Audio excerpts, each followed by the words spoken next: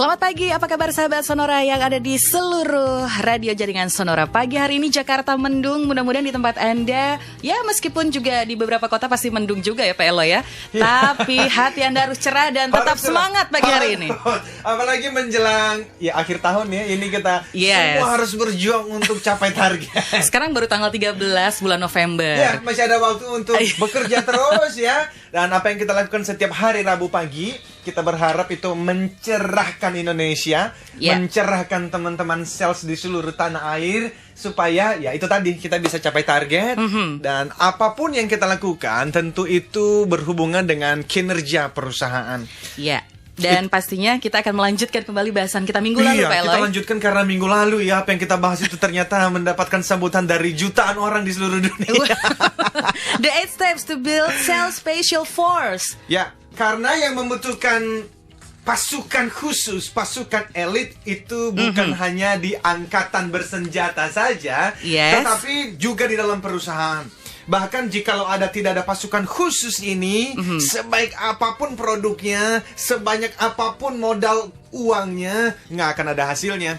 Karena ini justru yang paling penting adalah teman-teman yang berjualan di lapangan. Itulah sebab teman-teman yang sedang hari ini nih bekerja, canvassing, mau bertemu dengan klien, tapi mungkin pagi ini sedang loyo. Ayo bangkit karena bergeraklah, karena apa yang Anda lakukan hari ini itu memberikan dampak. Tentu saja kalau Anda capai target, dampak pertamanya untuk siapa? Untuk diri sendiri dong. Pastinya untuk diri sendiri, dapat komisi, lalu anak-anak bisa sekolah di sekolah yang baik, bisa bayar cicilan mobilnya dan macam-macam. Tapi apa yang Anda dapatkan, apa yang Anda lakukan juga itu mempengaruhi perusahaan. Kinerja perusahaan lebih baik, dan tentu saja di dalamnya berbicara mengenai pajak yang akan dibayar oleh perusahaan kepada negara. Dan pajak itu akan digunakan untuk apa? Kalau Anda lihat apa yang terjadi di Jakarta saja, itu Jakarta lagi bersih-bersih nih. Itu tadi saya lewat sekitar Jalan Dan Mogot itu, itu lagi ada pembangunan jalan yang baru, itu pinggir kali diperbaiki. Itu adalah uang dari pajak kita. Jadi Anda dan saya sebagai seorang salesperson itu membangun bukan hanya untuk keluarga kita, bahkan bukan hanya untuk perusahaan kita, tetapi kita membangun satu bangsa. Dan itu adalah yang kenapa kita setiap hari Rabu pagi kita berbicara mengenai sales mastery.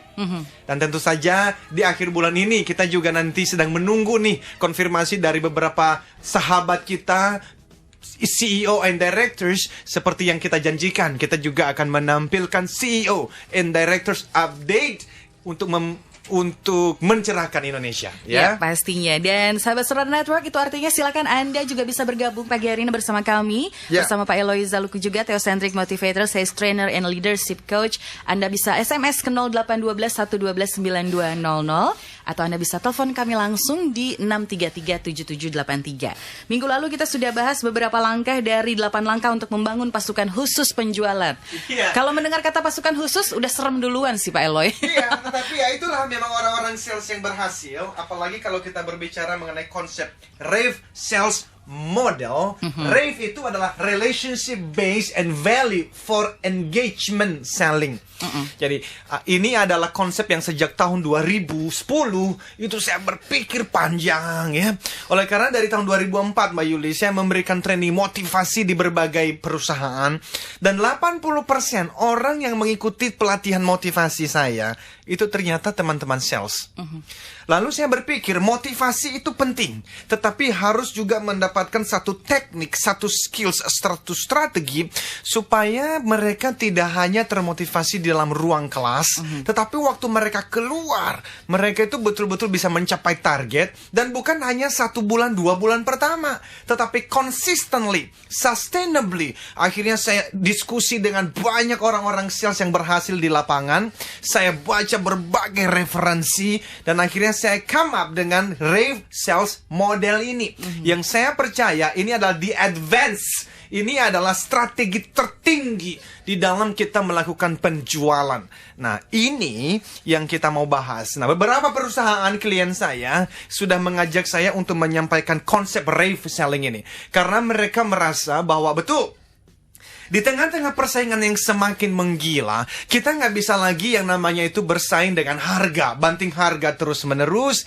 Bahkan kita nggak bisa bersaing dengan produk saja. Product leadership itu harus, kualitas produknya harus ada. Tetapi ternyata itu pun bisa dengan mudah ditiru oleh kompetitor. Itulah sebab banyak perusahaan yang berbicara mengenai enhanced relationship misalnya.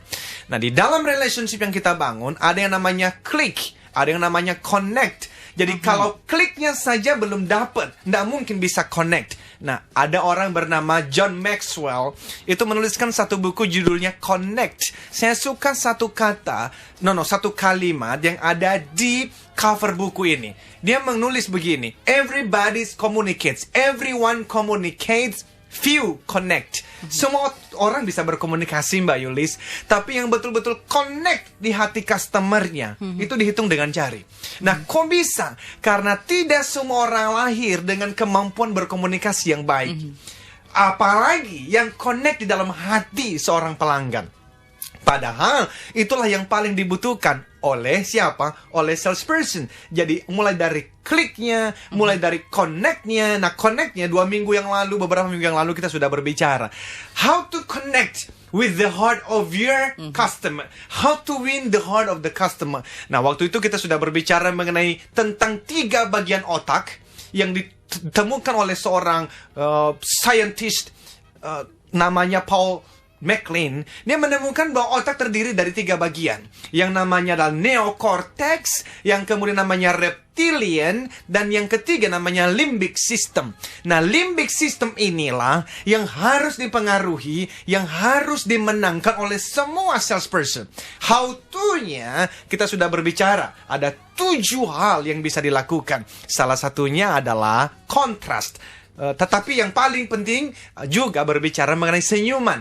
Kenapa? Ini adalah ilmu kuno yang sudah diomongin sejak dari kecil dan diulang lagi. Ternyata saya belajar senyuman itulah yang ditangkap oleh limbic system. Jadi kalau seorang salesperson bertemu dengan nasabah, bertemu dengan pelanggannya, tidak ada senyuman di sana, susah untuk connect dan susah untuk klik. Karena click and connect dimulai dari first impression. Dan first impression itu bahkan sebelum kita menyampaikan satu kalimat, itu adalah first impression dari wajah dan senyuman kita.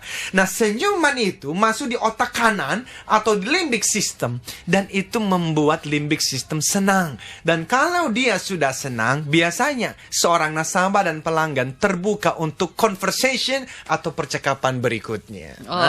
Itu dia. Jadi memang harus connect and click, itu yang juga paling penting ya Pak Eloy di awal.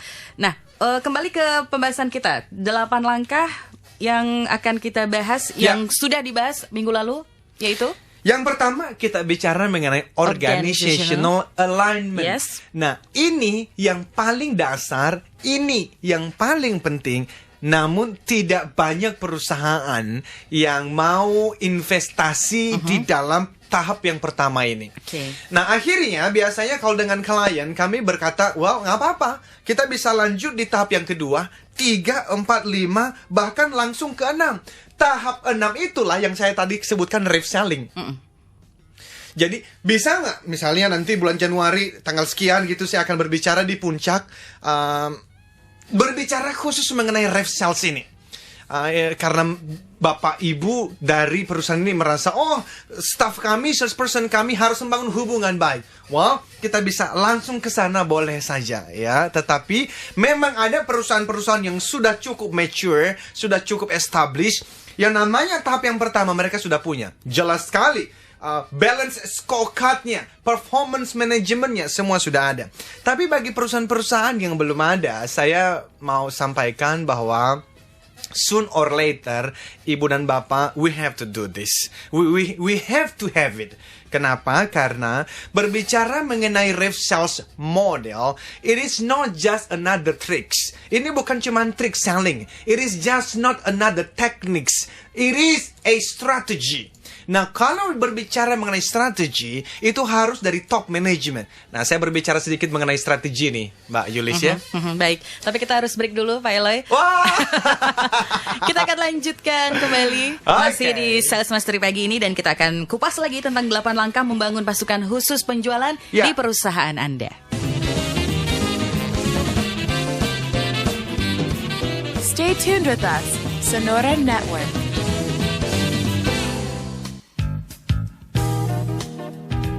Sahabat Sonora Network, Sales Mastery, kita akan lanjutkan kembali bersama Pak Eloy Zaluku. Dan SMS Anda masih kami tunggu ya, 0812 112 9200. Karena kita akan bagikan juga buku Pak Eloy pagi hari ini. Selalu, setiap hari Rabu kita berikan buku ya, untuk bisa dibaca dan memberikan inspirasi kepada teman-teman semuanya. Baik. Jangan lewatkan ya Sahabat Sonora, silakan Anda bisa sharing, bisa tanya apapun.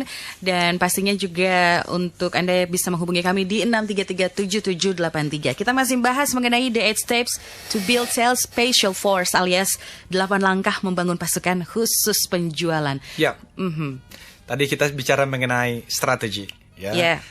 Strategi itu ada perusahaan yang sadar atau tidak sadar mereka menggunakan equalizers, equal. Jadi ini adalah perusahaan-perusahaan yang selalu melihat kompetitornya, lalu menyamakan diri dengan kompetitornya. Contoh, kalau main di retail, lalu ada kompetitornya yang buka 24 jam, dia juga buka 24 jam. Ini equalizers. Jadi dia biasanya melihat pasar, melihat kompetisi, lalu dia menyamakan diri dengan si kompetitor itu. Ya, ini equalizers. Apakah ini strategi yang terbaik? Tentu saja bukan yang paling efektif, tetapi sadar atau tidak sadar, banyak orang di luar sana yang menggunakan strategi ini. Ngikut gitu ya. Tetapi ada yang lebih baik daripada equalizers, yang namanya differentiators. Di sinilah dimana Jack Trout sebagai seorang pakar dari strategi misalnya, dia menuliskan sebuah buku yang judulnya Differentiate or Die. Kalau kita berbicara mengenai Blue Ocean Strategy, ini berbicara mengenai differentiation. Jadi bagaimana kita bukannya menyamakan diri dengan kompetitor, tetapi justru kita membedakan diri kita dengan kompetitor. Contoh, ketika yang namanya kompetitor itu delivery, dia katakan 48 jam. Justru kita diferensiasikan dengan mengatakan, we deliver in 24 hours. Jadi, kita selalu ahead of the competition. Kita selalu satu langkah di depan kompetitor. Jadi semakin jauh kita dengan kompetitor, semakin baik. Jauh ke depan, bukan di belakang. Jadi ini adalah differentiation, differentiators. Dan minimal sebetulnya, kalau mau berhasil dalam bisnis apapun, minimal mesti di level yang kedua ini, differentiation ini.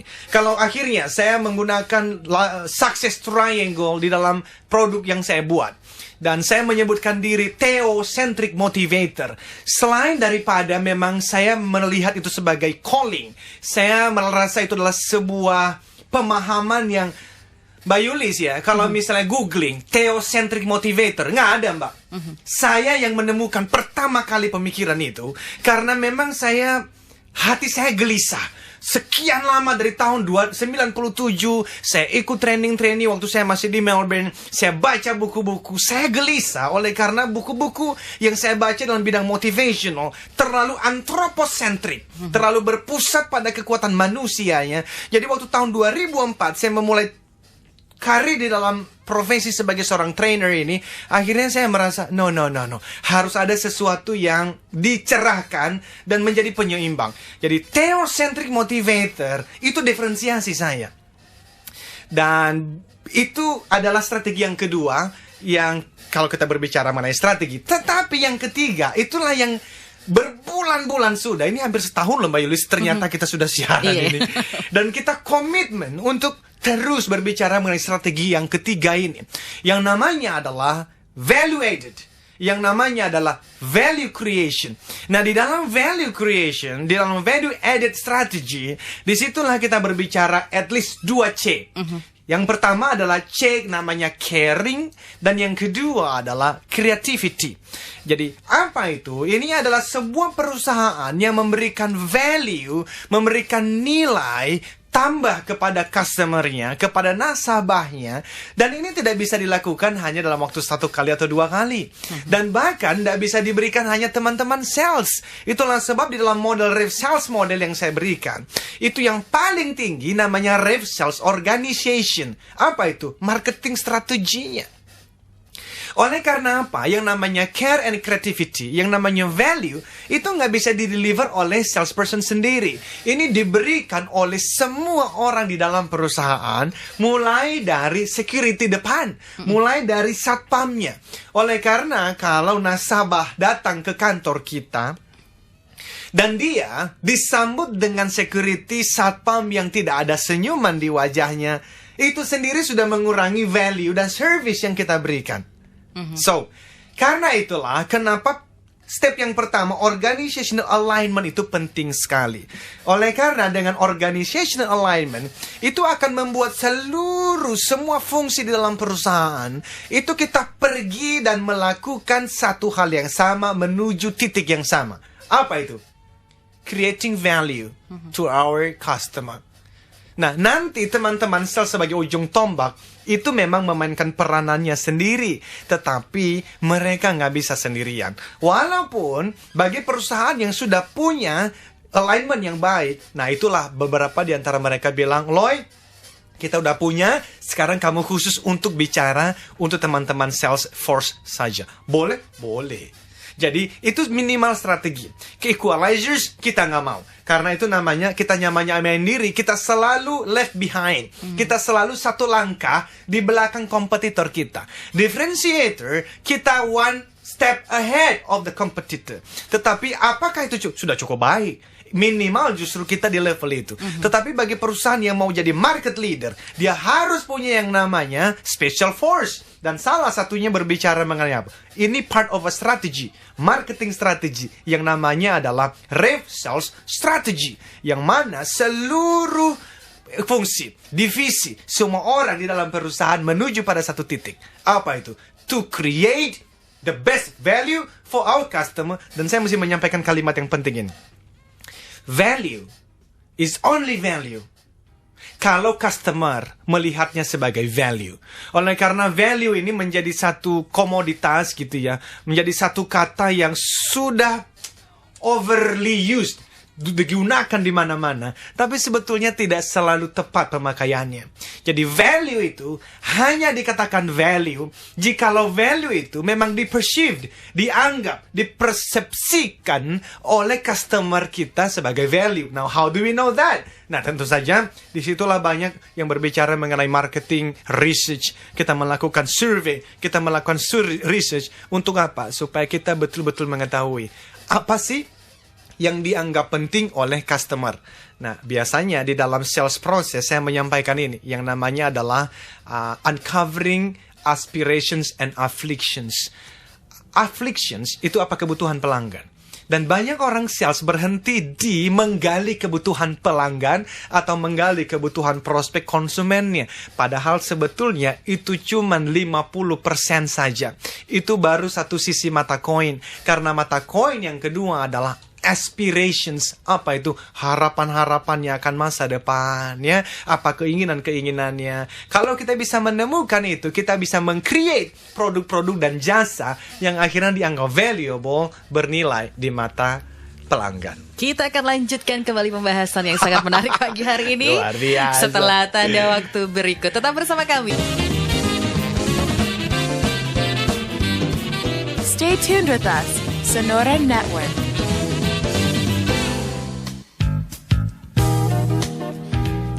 The 8 Steps to Build Sales Special Force, 8 langkah membangun pasukan khusus penjualan. Kita masih bahas pagi hari ini dalam Sales Mastery, pastinya bersama Pak Eloy Zaluku, Theocentric Motivator, Sales Trainer, dan juga Leadership Coach.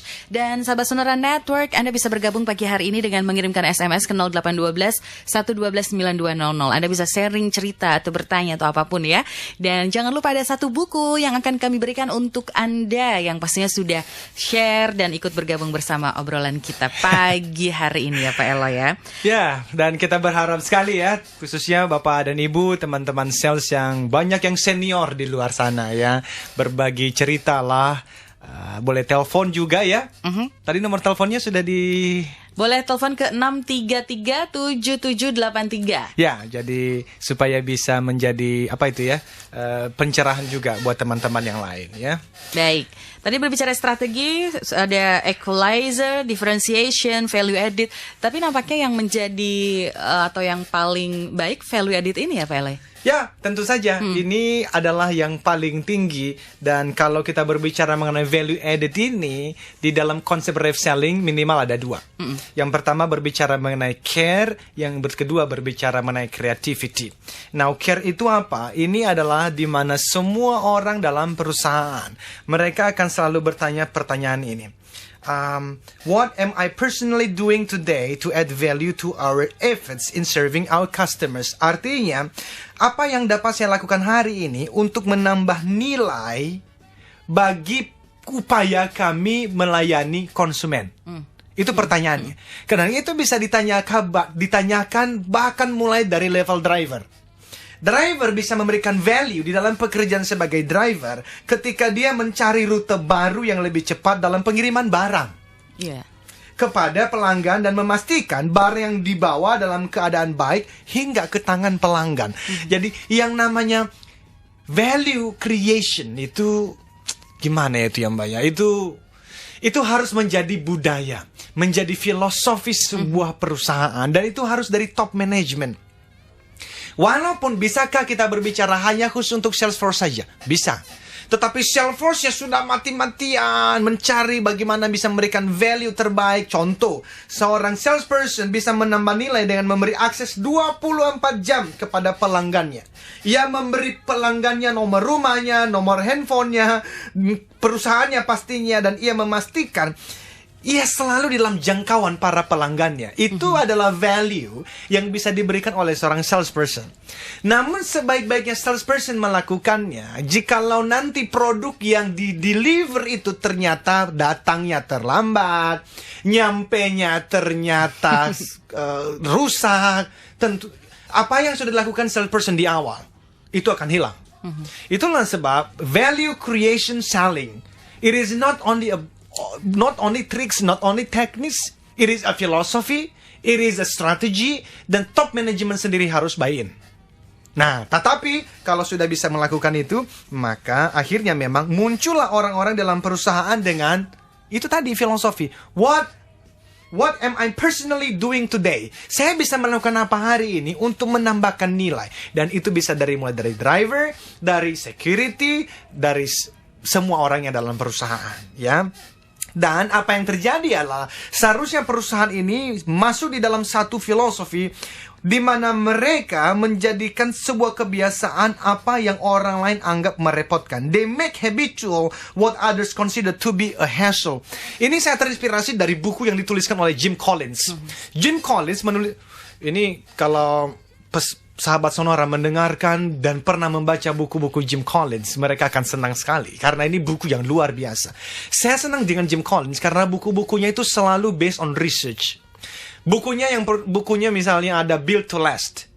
Itu berbicara mengenai bagaimana perusahaan-perusahaan itu didirikan, dikembangkan, dan akhirnya itu berhasil sampai lebih dari 50 tahun. From Good to Great. Oh, itu bukunya yang lain. Lalu kemudian pada tahun 2012 dia membuat satu buku. Sebelumnya sebetulnya kalau nggak salah buku judulnya adalah Why the Mighty Fall. Bagaimana perusahaan-perusahaan yang pernah diteliti di buku Built to Last and From Good to Great ternyata hancur-hancuran. Tetapi ada buku yang berikutnya di tahun 2012 muncul, judulnya adalah Great by Choice. It is one of the best book yang ada di dalam dunia manajemen, menurut saya ya. Dia meneliti dari tahun 2011 sampai tahun 2012, mengapa ada perusahaan-perusahaan yang di tengah-tengah krisis yang dialami oleh Amerika, justru perusahaan-perusahaan ini semakin berkembang, padahal kompetitornya banyak yang gulung tikar. Nah, nanti bisa dibaca, tetapi terlihat dari judulnya bahwa perusahaan ini berhasil karena great by choice itu tadi. Ada pemimpin perusahaan sampai di level bawah yang sejak dari awal sudah memilih untuk apa? Menjadi yang terbaik dengan memberikan yang terbaik kepada pelanggan-pelanggannya. Jadi ini adalah sebuah komitmen dari top management untuk memberikan yang terbaik. Sampai akhirnya muncul namanya di dalam buku itu productive paranoia. Paranoid. Itu adalah sesuatu yang selama ini kita pikir, wah sesuatu yang buruk. Tetapi ada productive paranoia. Apa itu? Ketakutan produktif. Di mana semua orang datang ke perusahaan tidak masuk dalam zona nyamannya. Mereka akan selalu bertanya, what if? Nah, ini masuk dalam creativity di dalam Rave Sales yang saya bangun. Terinspirasi dari buku ini, di mana di situ berbicara mengenai what if. Apa itu? Bagaimana kalau ternyata muncul kompetitor yang lebih lihai dari kita, yang modalnya lebih besar dari kita, dan mereka bisa mengalahkan kita. Tetapi tidak kalah penting, orang-orang di dalam perusahaan itu dengan kreativitas tertingginya akan selalu bertanya begini, what if, bagaimana kalau kita melayani pelanggan dengan cara terbaru, yaitu ini. Itu innovation, itu creativity. Jadi ini adalah perusahaan di mana dengan strategi Rave Sales modelnya, mereka akan membangun hubungan dengan customer dengan klik dan connect-nya. Lalu mereka memastikan seluruh produk, jasa, operations, semua itu memberikan layanan dan value kepada customer-nya. Dan ngomong-ngomong, itu kita baru berbicara mengenai customer alignment.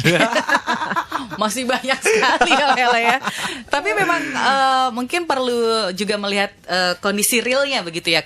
Ketika sebuah perusahaan membentuk pasukan khusus itu tadi Pak Eloy. Yes. Itu apakah artinya yang lain juga kan kadang-kadang merasa biar aja. Itu ada pasukan khusus yang bekerja begitu. Kalau kita ya santai-santai aja lah karena kita tidak termasuk dalam pasukan khusus tersebut. Oke. Pasukan khusus itu sekelompok orang yang disiapkan dalam bidang sales. Tetapi kalau berbicara strategi, apalagi bicara organization alignment, every activities within the company, semua aktivitas di dalam perusahaan itu harus align. Selaras dengan apa? Selaras dengan misi, visi, values dari perusahaan. Itu mesti di lay down. Nah, memang untuk mencapai meraih visi, misi, values itu tentu kita specifically, karena ini adalah sales mastery, kita berbicara mengenai orang-orang salesnya. Nah, untuk membangun orang-orang sales ini ada 8 langkah yang sedang kita bahas. Yang pertama, katakanlah organization alignment sudah ada, atau kalau belum ada nanti akan dibuat. Maka minggu lalu kita berbicara mengenai individual assessment. Apa itu? Ada orang-orang yang masuk dalam dunia penjualan itu cuma sekedar batu loncatan. Dan kalau ada sahabat Sonora yang sedang merasa itu dirimu pagi ini, bertobatlah. Karena apa? Anda tidak akan kemana-mana.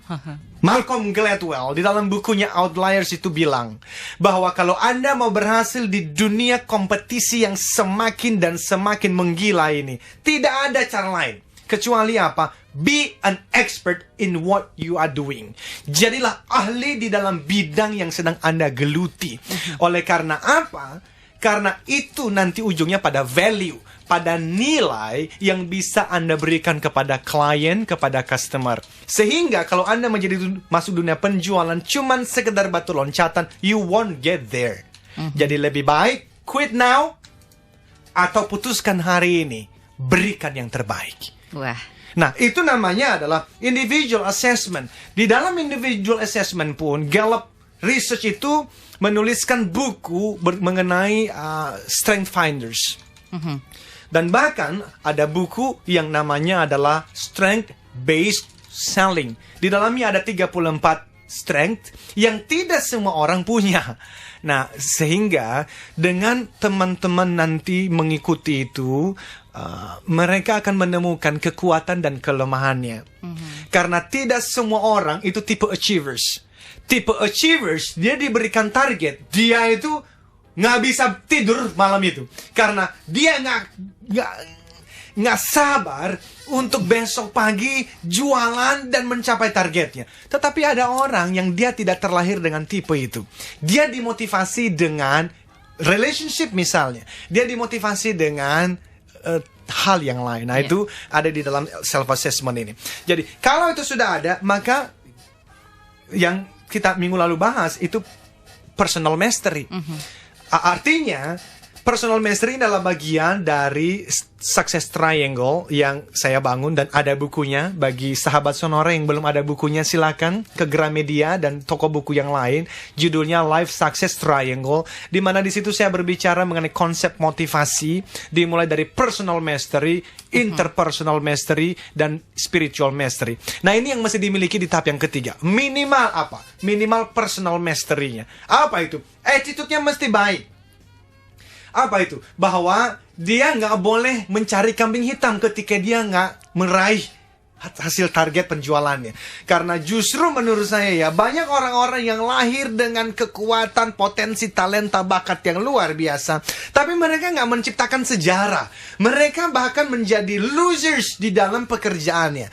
One of the biggest reason, alasan terbesar, dan saya yakinkan ini, adalah karena attitude-nya negatif. Apa itu? Sikapnya negatif. Apa sih sikap itu? Sikap itu adalah orang yang selalu mencari kesalahan di luar dirinya. Oke, luar biasa sekali. Satu kata kunci sebelum kita break, be an expert in what you are doing. Yes. Sudah saya tweet di @sonora_fm92. Jangan lupa follow juga @eloizaluku. Kita akan lanjutkan setelah yang berikut.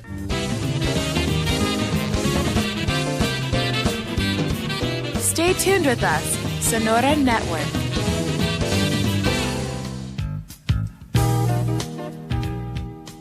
Sahabat Sonora Network, kembali Anda ikuti Sales Mastery pagi hari ini, 8 langkah membangun pasukan khusus penjualan. Pastinya bersama Theocentric Motivator, Sales Trainer, dan Leadership Coach kita, Pak Eloy Zaluku.